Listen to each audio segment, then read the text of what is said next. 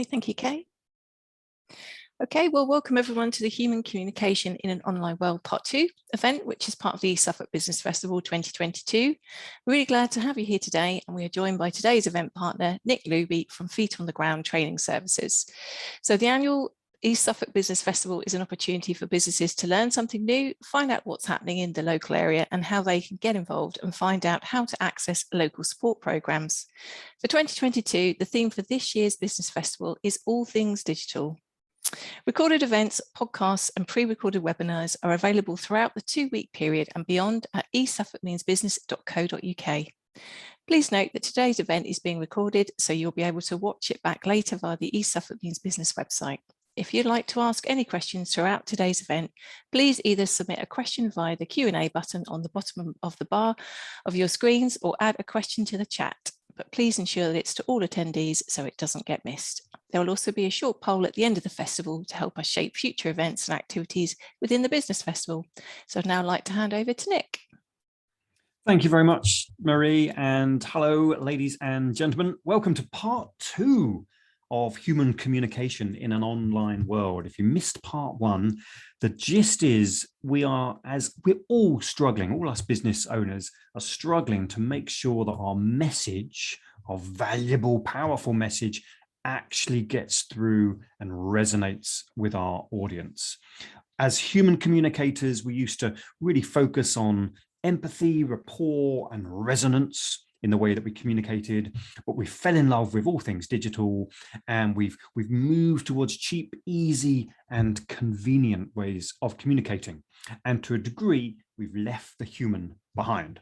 So today's session and the last session was all about strategies that we can adopt to re-engage the human parts of how we communicate, whether that's face-to-face, whether that's online, whether that's even in our messaging. How can we make that more human-centric? And I'd like to begin by asking a question.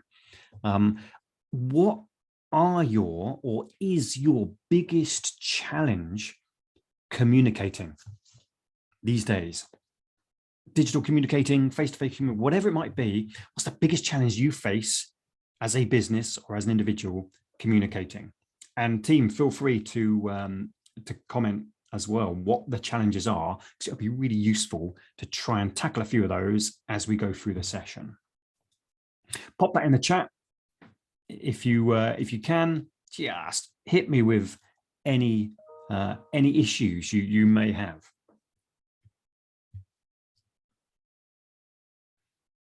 As they pop in, just shout, just interrupt me and say, what about this? What about that? What about this? A lot of people tend to struggle with the so what question that our salespeople are expected to ask. I've got a product, I've got a message, I need to communicate, but so what as far as the audience are concerned? How do I really add my value? It's a very, very valid question in this ocean of noise that we're trying to communicate through.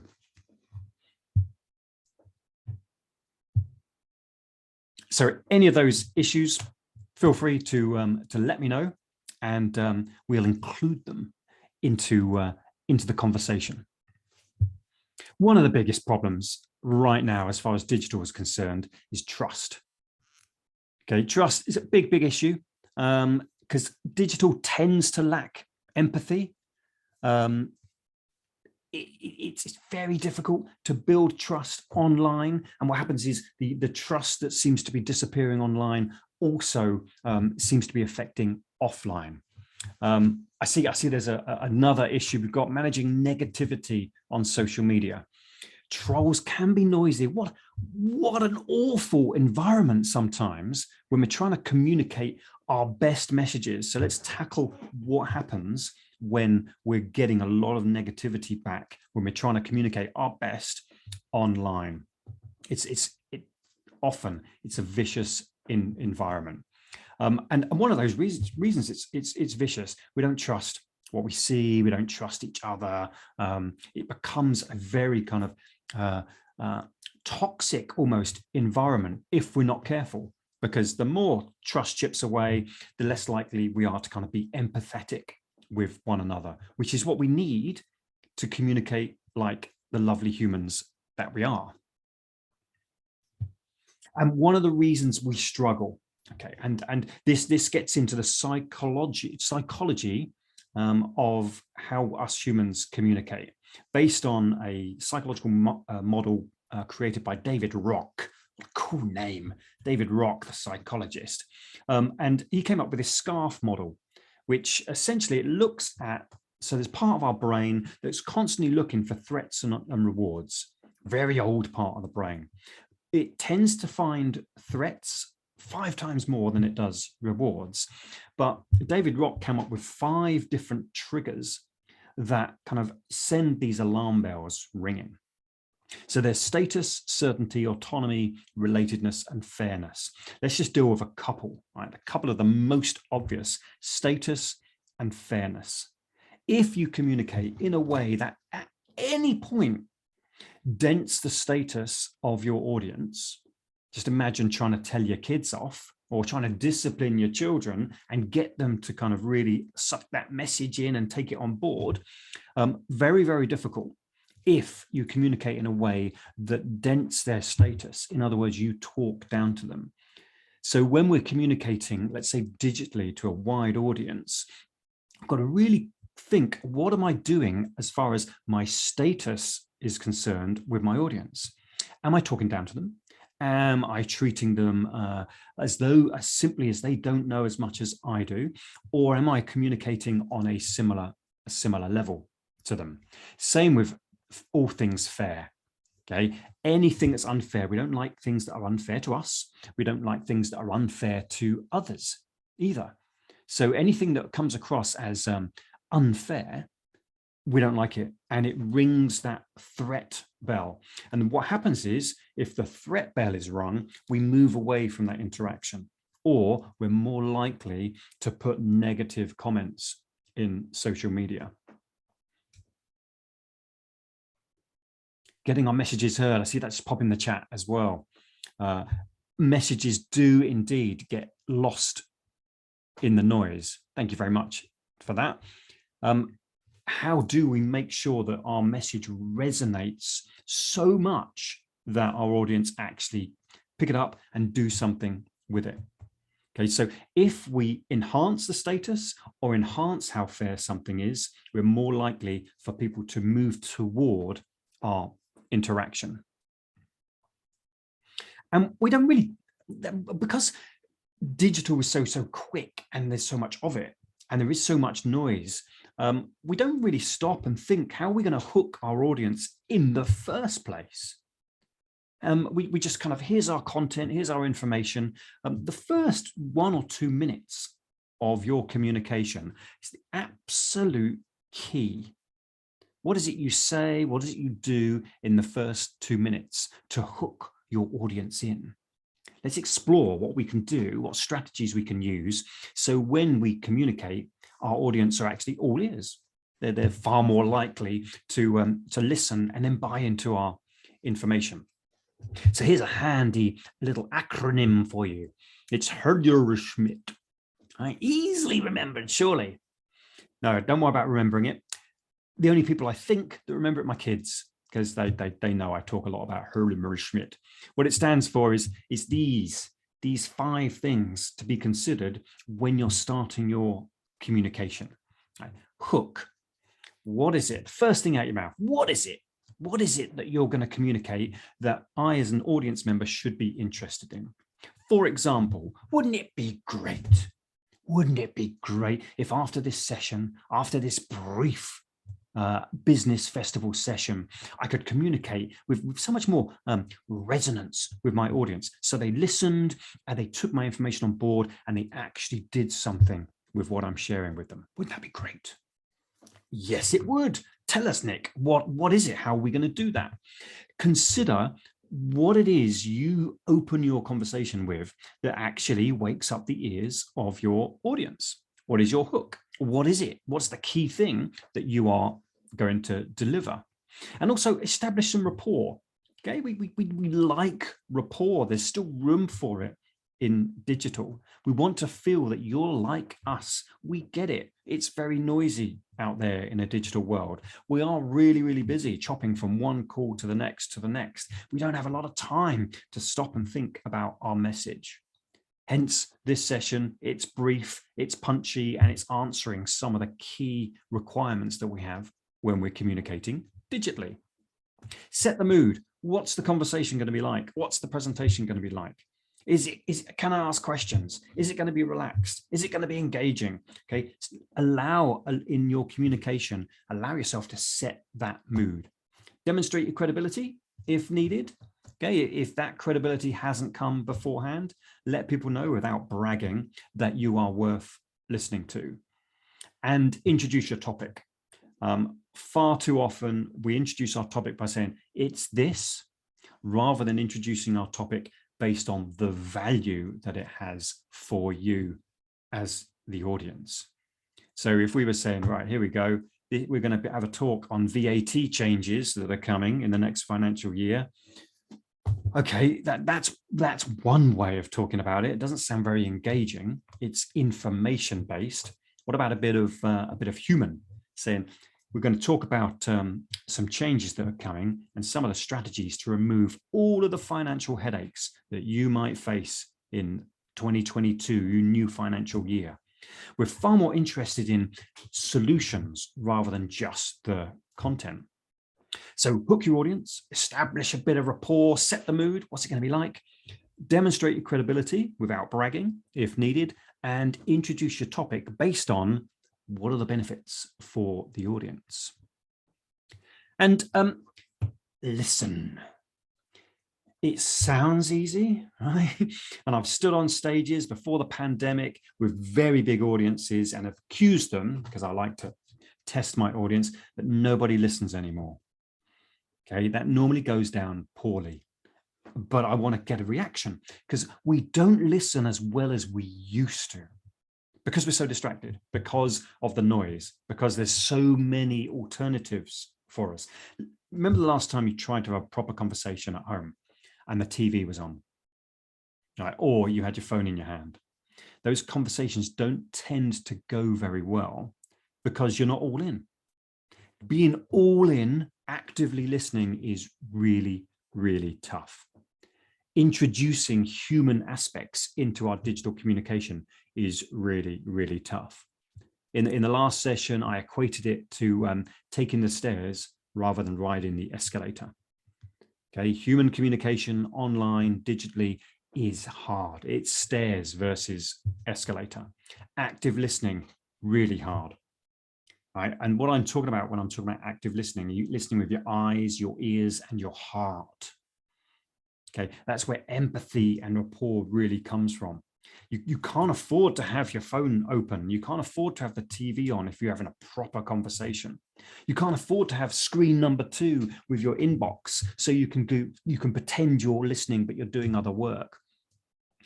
All in, deep, all in listening is tough. However, it's hugely valuable, absolutely ridiculously valuable for a number of reasons. Not many people are doing it. Okay, so puts you ahead of your competition, and you get to hear not just what's being said, but how's it being said? What words are they particularly choosing? What part of the conversation are they struggling with? What can I see when they're explaining certain things to me?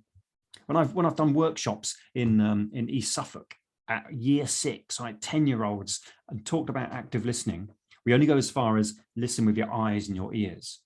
They look at me as though I've gone a bit loopy. What do you mean you listen with your eyes? And then we start having a discussion, and then we do some exercises. You could see the difference. You can see the difference. Kids who do really struggle to listen these days, suddenly they're all in. They're all in, and their body language changes because they can focus on what's actually being said, and it really sinks in. It starts to resonate.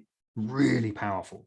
Next time you have a conversation, go all in with your listening, right? Don't say a word, go all in with your listening. Okay, it'll freak the other person out for a bit because people don't listen much.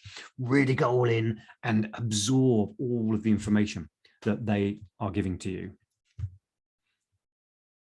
And we know this is hard, right? We know we are struggling with this because we are so distracted.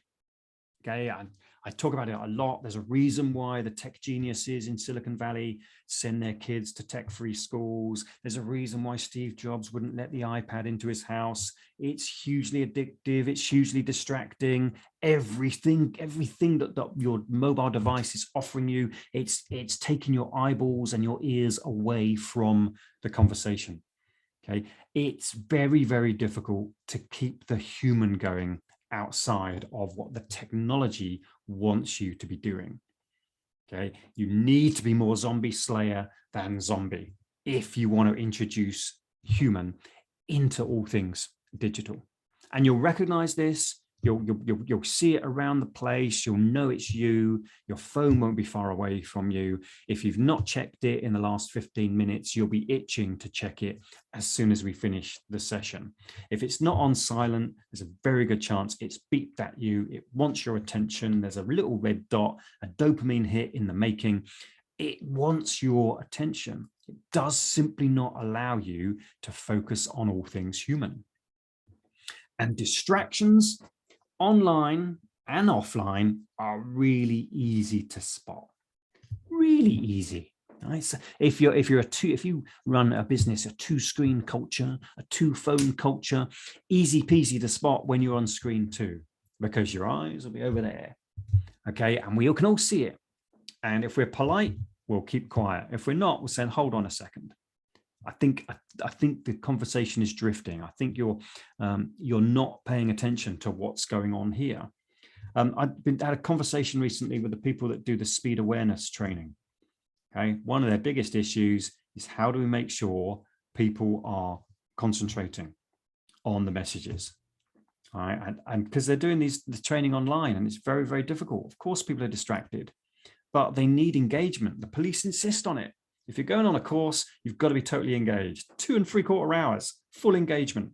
How do we make sure that happens? Hugely difficult. So there are human strategies we don't have time for, but human strategies that you inject into the way that you communicate. Easiest one for us is to set the scene, right? This is what engagement looks like, and this is what distraction looks like. Paint the picture, show people the difference between the two, and let them know you'll be looking for it.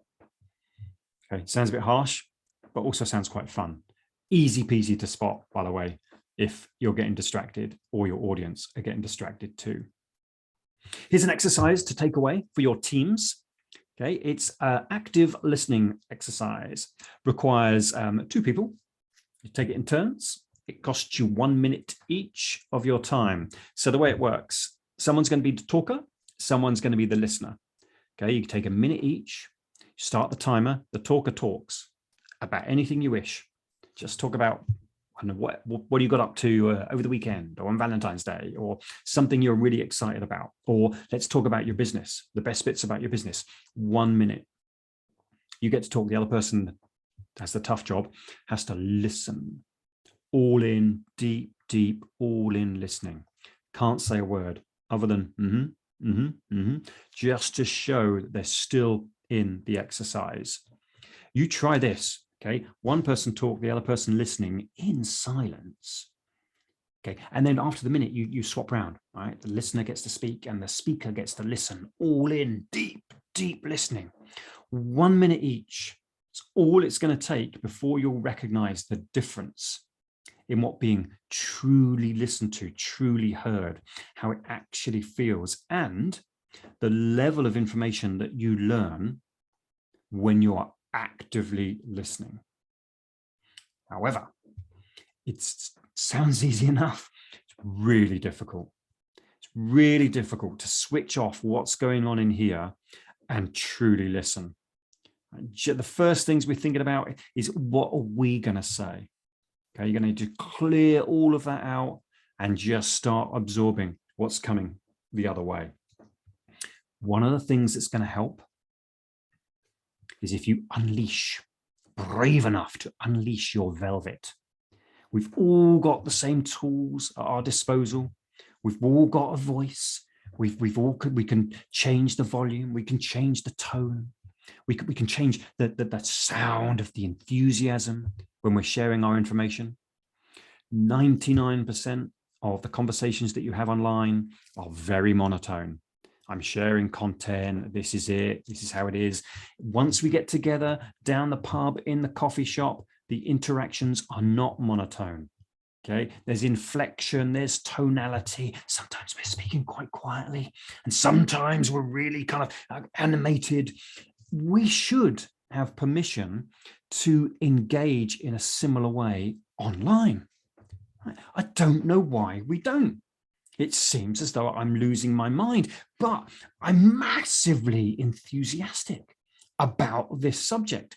I don't understand why people aren't as enthusiastic about their stuff. Why are we not almost singing from the rooftops that how good our business is? My printing is the best. My photos, oh my God, you've never seen such images. Or the council is working so hard for you and your businesses. Oh my goodness gracious, the festival, 2 weeks of intense learning. Why are we not hearing it? Why are we frightened of sharing, really giving of ourselves? Why are we not releasing our velvet? Now, there's some interesting statistics. Right? Sometime way in the past, I think it was Sheffield University, were given some funding to investigate and analyze the perfect voice. I don't get paid for anything these days. The perfect voice.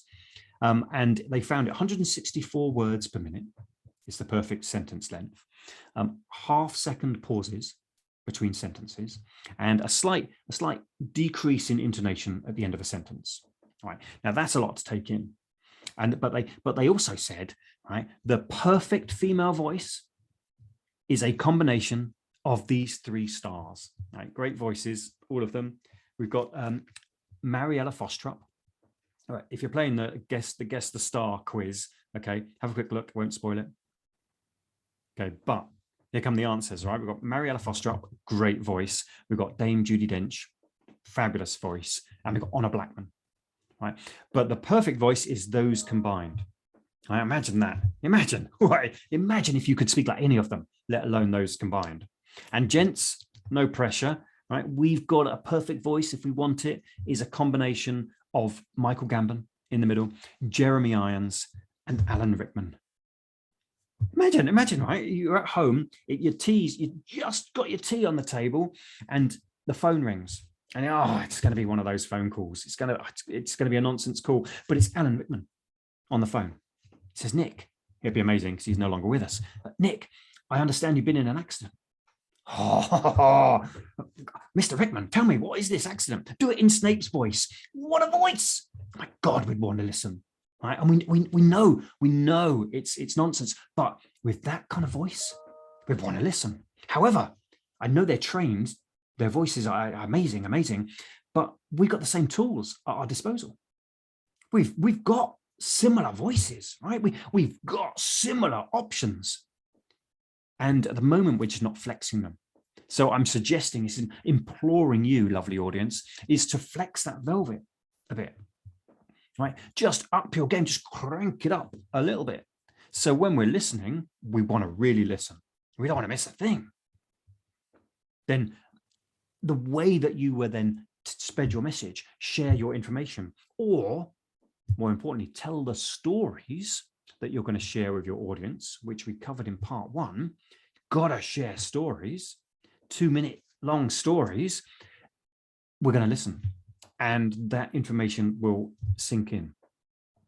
But you need to be courageous to do that online. Your next Teams call, your next Zoom call, it's your turn to talk, cameras on, and you're going to come across as massively enthusiastic, really excited about what it is. You've got to mean it, and you've got to be courageous enough to show it. So feel free to pop in the chat any questions based on any of the things that we've covered. Our whistle-stop tour, part 2 of human communication in an online world. And you're right, those trolls who are very, very noisy, choose your social media platforms and channels wisely, I'd say. Some seem to be designed for noisy vitriol, toxicity. Others seem to be, people are more likely to listen. It seems to be loudest voices wins in a lot of social, I don't know why they use the word social, but a lot of that kind of media. When you're talking face to face, you know, a conversation that's shouty doesn't really go anywhere. Nothing is achieved. If it was face to face and someone was very noisy, if you're smart, you generally talk softer and softer with a view that you bring them down to your level. It seems to be the way it works face to face, because if you keep increasing the volume, it just falls apart. Very difficult to do that on social media, but you could try a softer approach and a more human, empathetic approach, and see how that. You know, some people don't want to listen anyway. That's the reason they're on social media. They want to shout at people, but it could be a strategy that works. Any other questions from our lovely audience? Or do you have a question for us? I can't see any questions coming through at the moment. I was just going to ask one, Nick, if that's okay. You mentioned about obviously communicating credibility. How would you recommend kind of doing that without being, being a bit of a show off, I guess, in the business world? How would you what would your top tips be if you were trying to communicate credibility? Great question, and it's something we need to do, because trust comes from proper credibility. For me, I would always lend towards a true story based on what my clients think, what it looked like, what it felt like working with a previous client. So I speak a lot. I work with lots of different organizations. So it shouldn't be too difficult for me to find a relevant story where I've helped a team, an individual. We've tweaked some of their communication, and it will just be a very simple, short story with just enough color so we know what it kind of look and felt like, and then getting to the point. So your audience are ideally your best credible sources, your clients, your contacts, the people that you've worked with. The stories that involve them tend to be the ones that people are likely to resonate with. Reviews, 5 stars. I believe you can still buy 5-star reviews. I think it's still not illegal, which is kind of crazy. So you're better off relying on, this is what my clients say. This is what it looked like for them. I was just going to ask, following on from that, Nick, do you think companies and organizations are nervous about that credibility because of managing the negativity that people like to throw in the mix when somebody is being positive about something? It's really, really difficult, isn't it? Because we tend to focus on the negative reviews. We might be doing some online shopping, and the items are £1, but we'll still look at the reviews and we'll start with the negative stuff, which our human nature's gone a bit odd. It's why I think the more kind of authentic and honest the review looks, I think the more likely people are to believe it. It doesn't necessarily have to have negativity in it. It just needs to be real. And you can look at half a dozen reviews and make a pretty good judgment based on which ones they wrote themselves and which ones are authentic. I don't think there's any real fear. We shouldn't have any real fear about being authentic. But we do live in a world where negativity seems to spread quicker than positivity.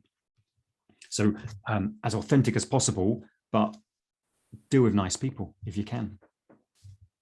Okay, thanks, Nick. I can see there's a comment in the chat from Daisy that they always make a habit of responding to negative reviews rather than ignoring them. Absolutely, good work, Daisy. Quite right too. If they're genuine negative reviews, what a great learning opportunity. I wonder what I can do differently next. Sometimes they're going to be genuine. Sometimes it's just someone having a bad day, but a great opportunity. And from that kind of negativity, There are enough amazing stories of a negative start leading to a hugely popular finish. Okay, thank you then, Nick. So I think we're just about out of time now. So Kay, are we going to be running the poll? Yep, so I'll just launch a poll. It will come up on your screens in 1 second. There you are. And for those of you in the audience, if you just take 1 minute to complete that, that'd be really fantastic. Just helps us to focus on what business support you might require in the future, in the coming kind of 6 to 12 months as well. So thank you very much. It's an opportunity for this review, this positive, authentic, negative review. It's great. Why not?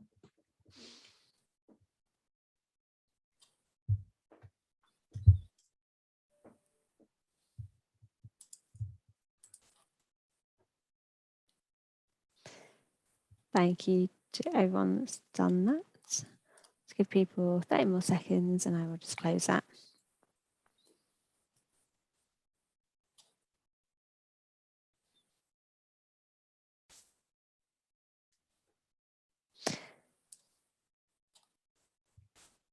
Right, I'll just close that poll. Thank you for everyone that's done that. Thank you. Okay, so it's just left for me to say thank you very much to Nick, and thank you to you all for joining us today. If you want to have a look at what other events are being held, please do look on our website, and you will also receive a pack of information after the Business Festival has finished. So thank you very much for joining us today, and hopefully we'll see you at some of the remaining events for the rest of the week. Thanks very much.